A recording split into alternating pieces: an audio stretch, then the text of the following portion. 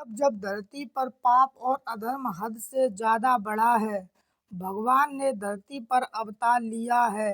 भगवान विष्णु किसी न किसी उद्देश्य की पूर्ति के लिए धरती पर अवतरित हुए। विष्णु जी का एक अवतार श्री कृष्ण थे।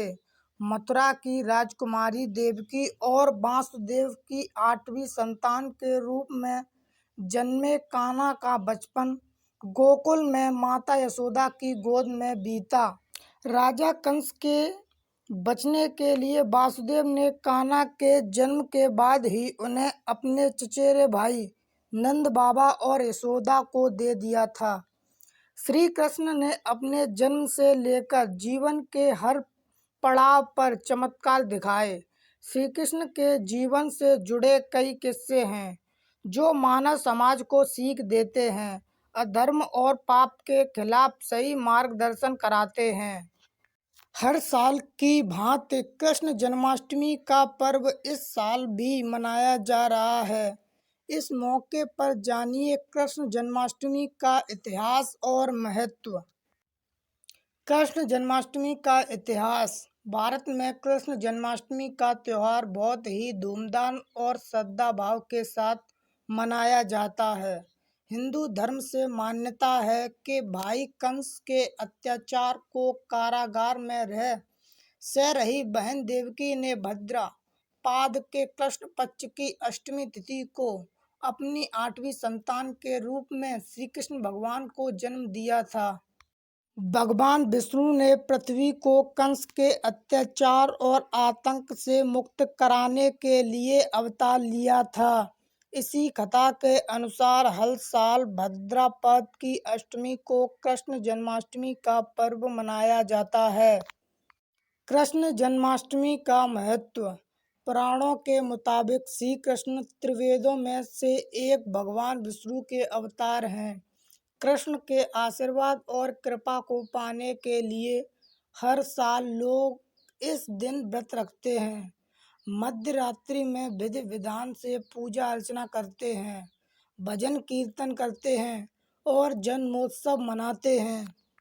फिर उन्हें स्नान कराकर सुंदर वस्त्र धारण कराए जाते हैं। फूल अर्पित कर धूप दीप से वंदन किया जाता है। कान्हा को भोग अर्पित किया जाता है। उन्हें दूध दही मक्खन आदि विशेष पसंद है, इसलिए भगवान को भोग लगाकर सबको प्रसाद भी वितरित किया जाता है।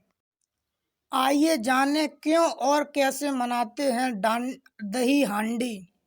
कुछ जगहों पर जन्माष्टमी के दिन दही हांडी का आयोजन होता है। विशेषकर इसका महत्व गुजरात और महाराष्ट्र में है। दही हांडी का इतिहास बहुत दिलचस्प है। बालपन में कान्हा बहुत नटखट थे।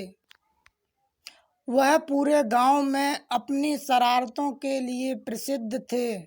कन्हैया को माखन दही और दही बहुत प्रिय था। उन्हें माखन इतना प्रिय था कि वह अपने सखाओं के साथ मिलकर गांव के लोगों के घर का माखन चोरी करके भी खाते थे।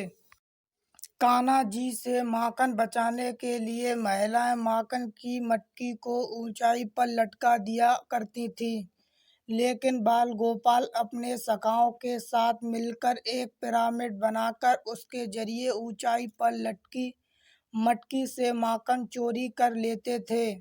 कृष्ण के इन्हीं शरारतों को याद करने के लिए जन्माष्टमी में माखन की मटकी को ऊंचाई पर टांग दिया जाता है।